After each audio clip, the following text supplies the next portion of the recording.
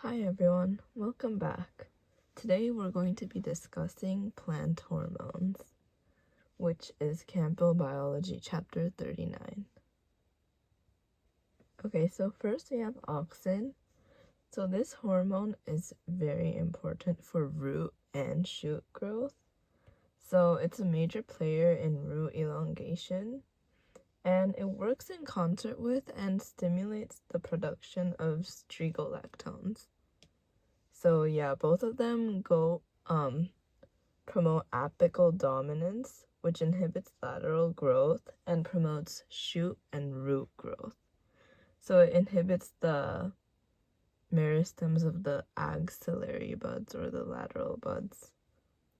And then auxin primarily causes cell expansion or elongation.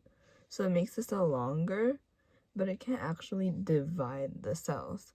So in order for auxin to stimulate plant growth, it has to work with cytokinins, which are a different type of hormone that promotes cell division.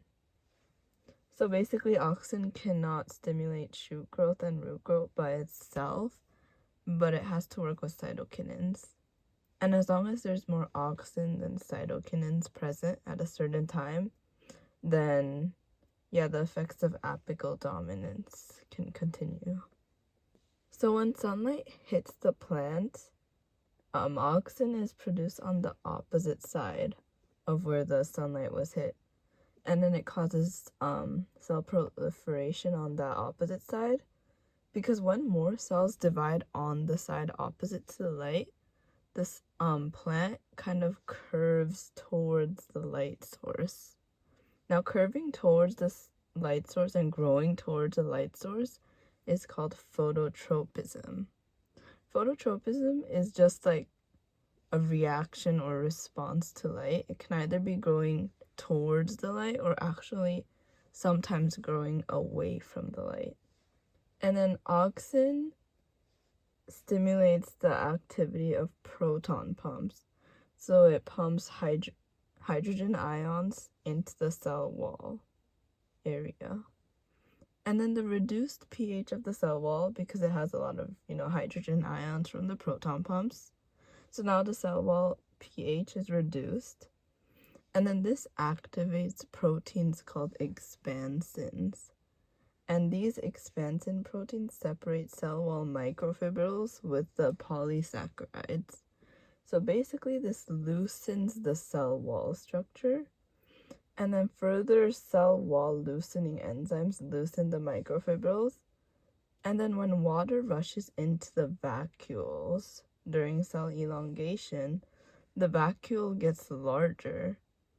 And the microfibrils of the cell wall have to loosen in order to accommodate the growth. And as mentioned earlier, we have strigolactones.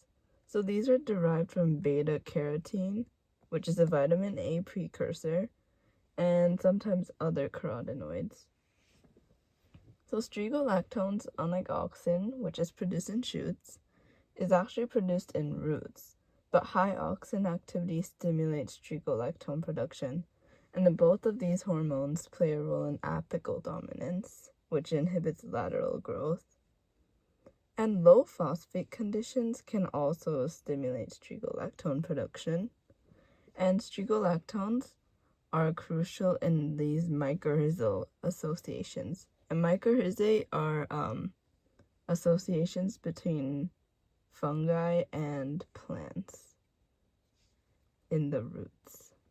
Okay, mentioned briefly before, we have cytokinins.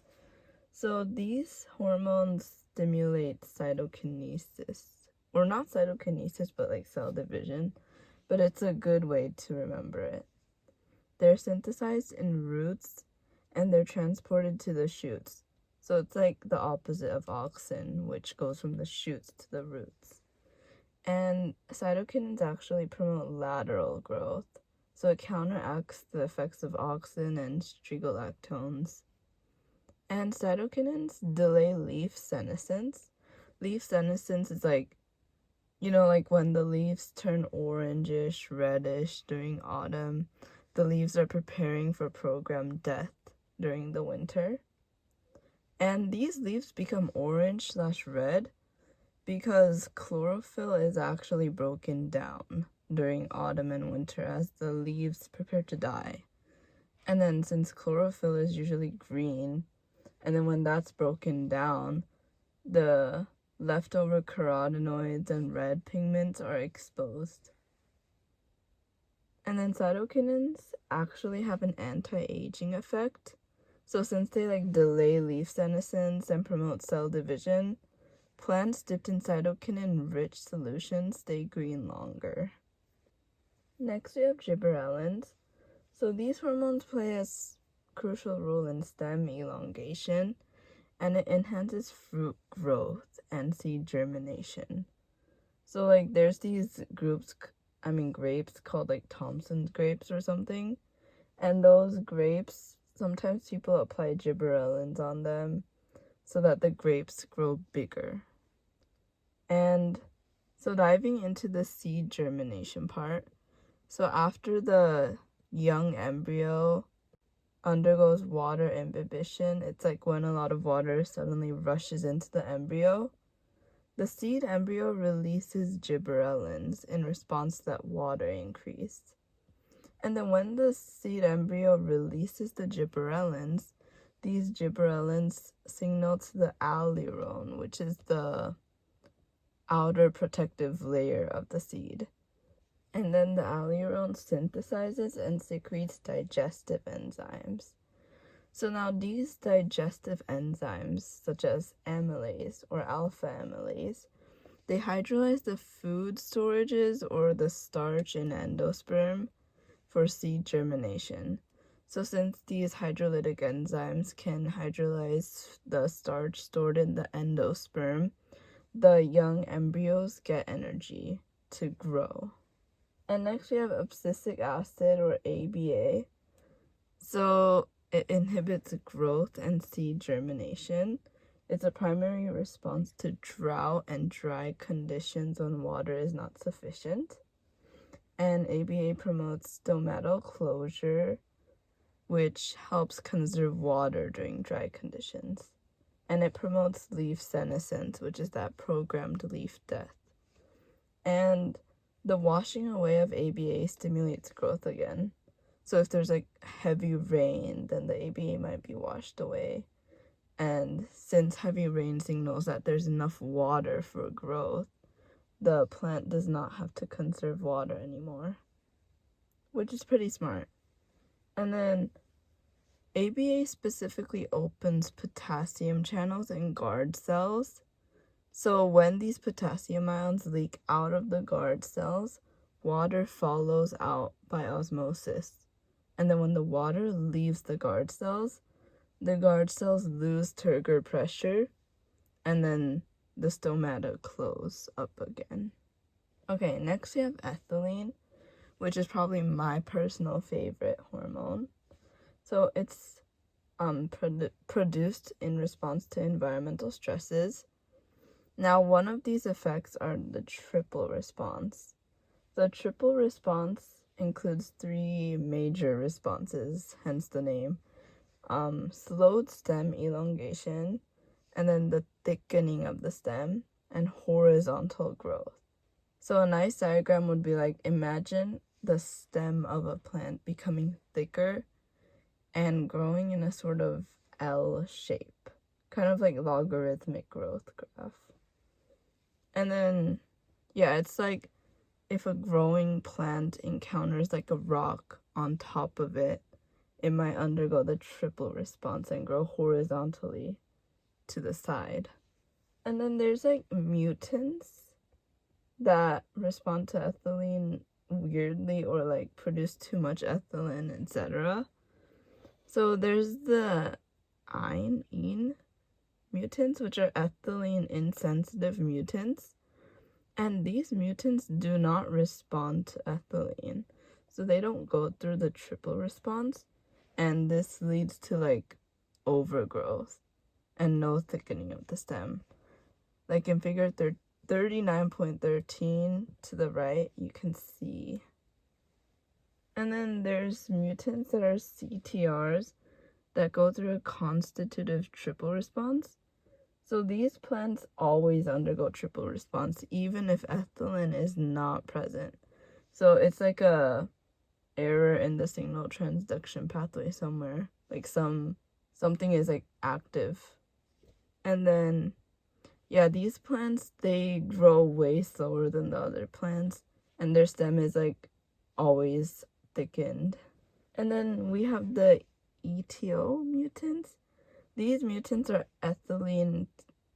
Well, I like to remember it as ethylene and then too much. These mutants produce too much ethylene, and yeah. And ethylene can also promote leaf senescence and leaf abscission. So we talked about leaf senescence, but leaf abscission is when the leaf actually falls off the branch. And ethylene also plays a role in fruit ripening. So it promotes the enzymatic breakdown of food stores and cell wall components in the fruit. So this makes the fruit softer, and then the breakdown of food stores and starch makes the fruit actually sweet. Oh, and during leaf senescence, a lot of breakdown happens too. Breakdown of DNA, proteins, cell wall components, etc. And ethylene bursts. Well, usually during like leaf senescence, leaf abscission, fruit ripening, there's a burst of ethylene. And these bursts can spread from plant to plant because ethylene is a gas. So it can spread from like nearby fruits and nearby plants. And it can also promote root hair formation. And ethylene is produced in various parts of the plant, not just one part of the plant. Yeah, it's produced in like most parts of the plant actually. Now we have brassinosteroids, and these promote cell division and cell expansion. Now they're like kind of similar to auxin, but they're not actually classified as auxin. And they mainly promote shoot growth, and they also promote xylem differentiation, but inhibit phloem differentiation. So if you didn't learn about xylem and phloem yet, xylem is like the dead cells in plants. They play a role in transporting water and minerals.